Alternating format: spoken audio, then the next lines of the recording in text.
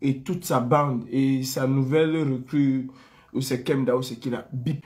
Je pense que Stéphane Tchoumbou verra ce live. Et comme d'habitude, j'attends un droit de réponse. Parce que là, maintenant, je suis prêt à répondre à vos âneries coup par coup. On va écouter ce menteur pathologique.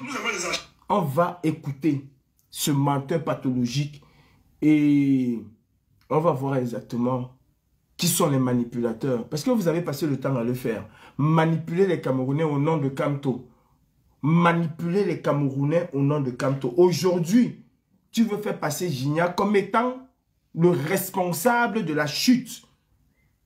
Comme étant le responsable du blocage, du rejet de la candidature de Kamto. Mais vous faites ça comment? Vous faites ça comment, vous les Camerounais? Comment vous avez même le cœur? Et puis vous avez des connards qui s'asseyent tous les jours, qui viennent vous suivre. Stéphane Tchoumbou, avant Gignac, nous avons tiré la sonnette d'alarme ici. Cela t'a intéressé un moment? Tu étais fier de bomber le torse que tu participais aux affaires du MRC, non? Tu y allais, Stéphane Tchoumbou. Aujourd'hui, c'est Gignac que tu viens mettre à la vindicte populaire.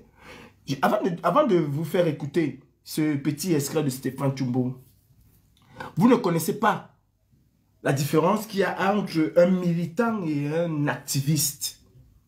Ici, le but pour moi n'est pas d'apporter un soutien à Gignac par rapport à ses propos. Parce que l'activiste doit rester sur le champ politique. Quand il s'agit d'activistes politiques, il doit rester sur le champ politique.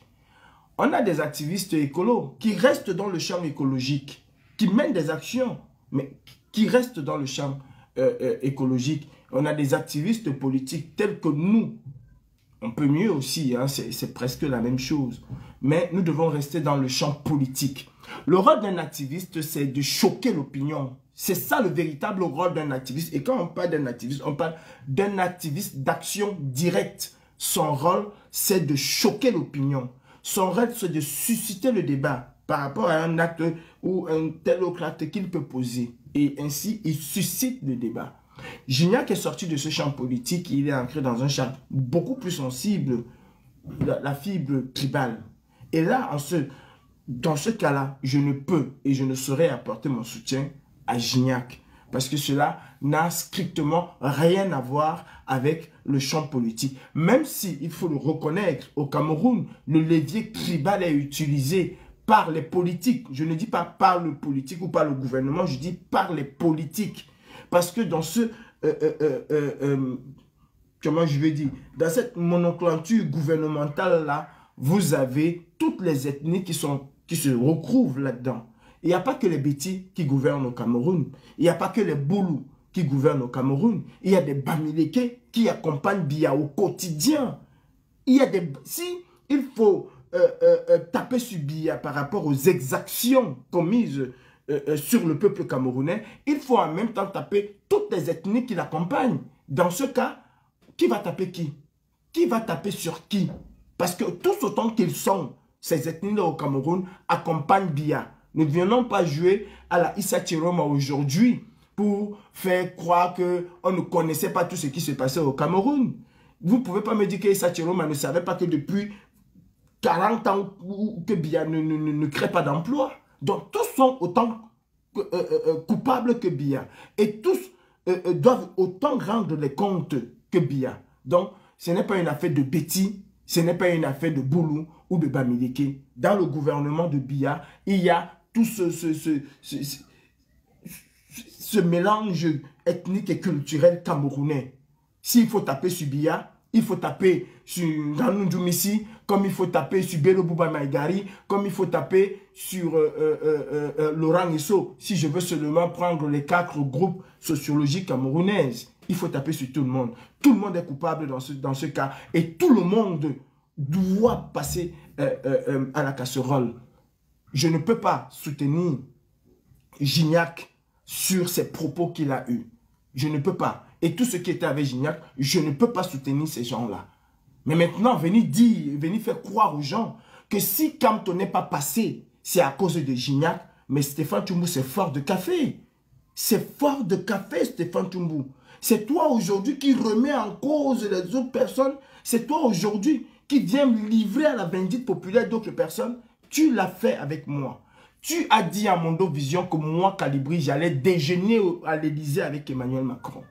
Les gens t'ont cru. Jusqu'aujourd'hui, demain tu viendras m'insulter. Mais la différence, c'est que tu ne vas jamais apporter une once de preuve de ce que tu dis. Ce n'est qu'un ramassis un colportage. Stéphane Tchoumbou, si des gens ont fait tomber le MRC, tu en fais partie.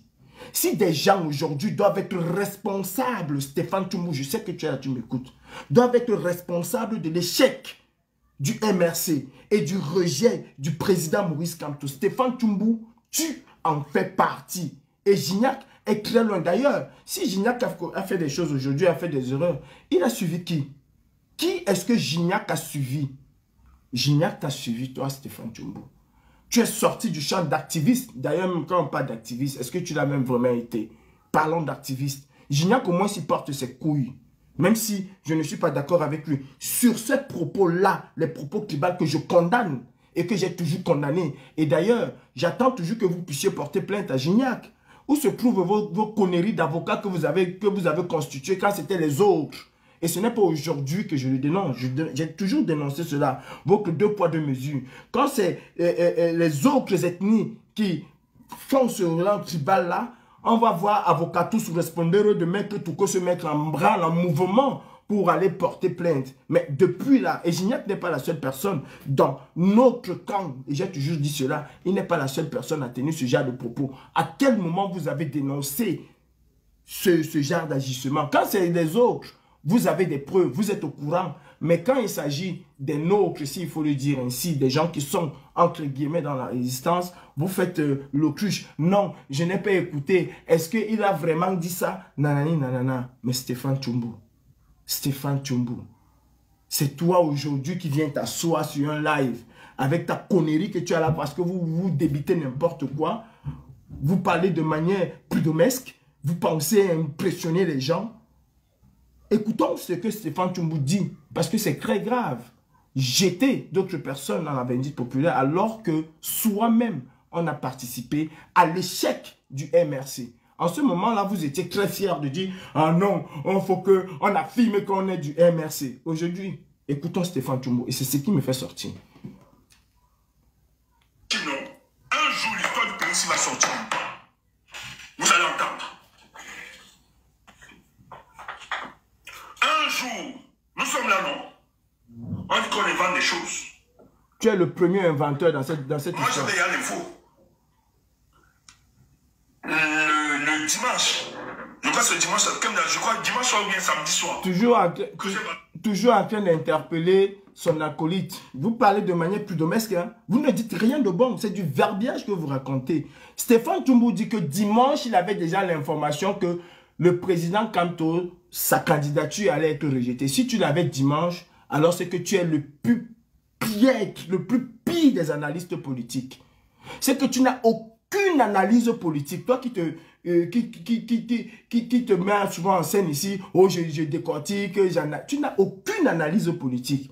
La candidature de Kamto, la candidature du professeur Kamto, dès la base, on savait que cela allait rencontrer des problèmes et on savait qu'on allait rejeter sa candidature à cause des gens comme toi, Stéphane Tchoumbou. Si c'est dimanche-là que tu as eu l'information, mais c'est que tu es un analyste, c'est que tu es l'analyste le plus médiocre que les Camerounais peuvent avoir. C'était clair comme de l'eau de roche. C'était clair comme de l'eau de roche. Exactement clair qu'il fallait au président Maurice Kamto soit 300 signatures, soit être parrainé par un autre parti politique. Mais vous avez dit ici que oh, il a dribblé, il a fait ceci, il a fait cela. Comme si vous ignorez les personnes qui étaient en face du président Kamto. Ce n'est pas, et je le dis encore, Gignac qui est à l'origine. Ce n'est pas Gignac, ce n'est pas mon ami, hein. Il m'a insulté ici, hein. Il m'a traité de tous les noms. Parce que des gens comme toi, exactement, l'ont manipulé, ont pris Gignac pour faire du n'importe quoi. Mais tu ne vas pas venir aujourd'hui te dédouaner, Stéphane Tchoumbou, de ce que tu as fait. Nul ne peut se prévaloir de sa propre turpitude. Tu dis aux gens, j'avais l'information. Tu avais l'information, mais tu disais quand même aux Camerounais que sortez, on va aller l'empêcher, on va aller empêcher le Conseil constitutionnel. Vous voyez comment vous êtes malhonnête même dans vos démarches? Tu avais l'information, on t'a donné l'information, comme quoi la candidature de Maurice Kamto va être rejetée. Mais tu appelais quand même les Camerounais à partir devant le Conseil constitutionnel. Non pas, parce que si la candidature du professeur Maurice Kamto allait être rejetée et que tu demandais aux gens de partir, normalement tu allais avoir un peu de jugement pour leur dire, mais cette fois-ci même, ce n'est pas pour aller réclamer son intégration, mais c'est plutôt pour faire en sorte que Biya puisse tomber. On aurait dû profiter de cette marche-là pour faire partie du régime de Paul Biya. Vous demandez à 1 million de personnes de sortir dans la rue, d'aller contester devant le Conseil constitutionnel et de rentrer tranquillement chez eux le soir. 1 million de personnes. Je vous dis que pour faire tomber Biya à Yaoundé, 50 000 personnes même, c'est extrêmement beaucoup. 10 000 personnes font chuter le régime RDPC à Yaoundé. 10 000. Et quand je dis même encore 10 000, le chiffre est énorme. Mais vous demandez quand même à 1 million de personnes de sortir. Mais Stéphane Tchoumbou, mais vous êtes vraiment malade. Vous avez pris des Camerounais comme des cons. Nous allons écouter Stéphane Tchoumbou et je vais vous dire pourquoi j'ai fait cette vidéo. C'est le fou. Et dans l'information comme l'invalidation de la candidature de Maurice Kamto, on me précise, apparemment, ils ont mis tout ce qui se passe dans la toile, la violence et tout ça, toutes ces raisons, ils ont mis dans le dossier. Qu'avec Kamto, il risque d'avoir, il y aura un risque de trouble à l'ordre public, donc c'est impossible de valider sa candidature. Pour la sérénité des élections, on doit bloquer sa candidature. Voilà le dossier qu'il donne, et il donne à certaines chancelleries. Avec les sorties, les vidéos découpées des uns des autres, c'est fait exprès, toutes vos vidéos que vous qui allez parler là des idiots, comme vous croyez que la politique c'est le banga. Sachez que c'est vous. On a utilisé vos éléments. Je m'arrête là pour étayer ce que je veux dire. Stéphane Tchoumbou, c'est toi qui viens donner des leçons aujourd'hui à Gignac. Parce que tu parles de Gignac, mais comme tu es une poule mouillée, tu ne veux pas prononcer Gignac.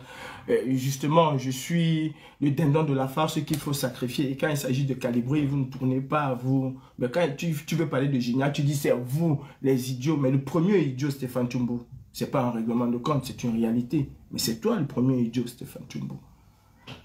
Avant que tu ne fasses cette vidéo pour interpeller Gignac, combien de fois, Stéphane Tchoumbou, moi personnellement, quand on était ensemble, je disais faites attention. Combien de fois j'ai interpellé dans le groupe, dès le début de cette révolution, combien de fois? Prenons un peu le cas de Bendeka. Quand vous avez rajouté Bendeka dans la liste, est-ce que Bendeka était parmi les gens qui ont chanté? Parce que Bendeka, c'est moi. C'est moi et les vidéos sont là qui décident qu'on va boycotter Bendeka. Parce que vous avez rajouté Bendeka dans la liste alors qu'il n'y figurait pas. Simplement pour faire du marchandage. Et je vous ai dit que quand vous l'avez rajouté, parce que avant de rajouter Bendeka, j'avais dit, et très clairement, que si vous rajoutez quelqu'un sur cette liste-là, vous n'allez pas aller marchander et le faire sortir. Je me poserai à la sortie de ces personnes-là que vous avez rajoutées dans la liste. Et c'est exactement ce qui s'est passé avec Bendeka. Vous l'avez rajouté dans la liste, vous avez marchandé pour que Bendeka puisse sortir de cette liste-là. Et le moment venu, j'ai dit, niet, Bendeka ne sortira pas. Parce que la brigade anti-Salina, on ne fonctionne pas comme ça. Et je me suis opposé à la sortie de Bendeka dans cette liste. Je vous ai dit, Stéphane Tchoumbou, au départ, faisons très attention. Restons des activistes. Ne nous mélangeons pas au MRC. Et ne prenons pas les problèmes du MRC pour faire les nôtres. Si le problème du MRC concerne le peuple, dans ce cas, c'est dans notre champ, nous devons intervenir. Mais si nous devons revendiquer tout ce que le MRC doit faire et le revendiquer en lieu et place du MRC, cela va créer confusion. Cela fera en sorte que tout ce que nous allons faire, c'est le MRC qui va en pâtir. Qu'est-ce que tu disais, Stéphane Tchoumbou? Tu ne te souviens pas de ce que tu disais? Tu ne te souviens pas? Hein? Tu ne te souviens pas de tout ce que tu disais? Des insultes que tu proférais? C'est aujourd'hui que tu viens te rendre compte, Stéphane Tchoumbou, quand au sorti de Berlin,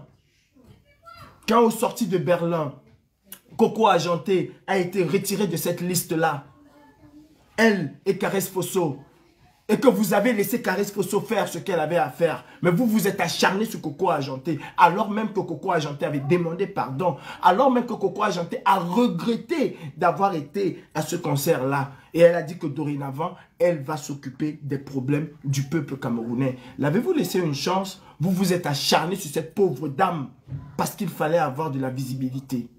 Vous avez pensé aux conséquences de vos actions avec le MRC et vous étiez tous les jours, Stéphane Tchoumbou, tous les jours dans les réunions du MRC. Quand Stéphane Tchoumbou, moi Calibri, je suis monté sur Facebook vous dire arrêtez, arrêtez ce copinage avec le MRC. Qu'est-ce que tu disais? C'était Gignac? C'était Gignac qui allait dans les réunions du MRC, qui prenait le micro, qui présentait les gens dans les réunions du MRC? Quand vous le faisiez là, vous vous attendiez à quoi? Combien de fois nous avons tiré la sonnette d'alarme pour vous dire arrêtons un certain nombre de choses? Quand en 2020, après un énième rebondissement des boycotts, parce que vous avez pris le boycott comme votre arme de survie, quand il y avait une baisse de je ne sais pas quoi, quand il y avait une baisse, quand on ne parlait pas de la basse, le levier que vous activiez en ce moment-là, c'était le boycott. Ah non, on va te boycotter.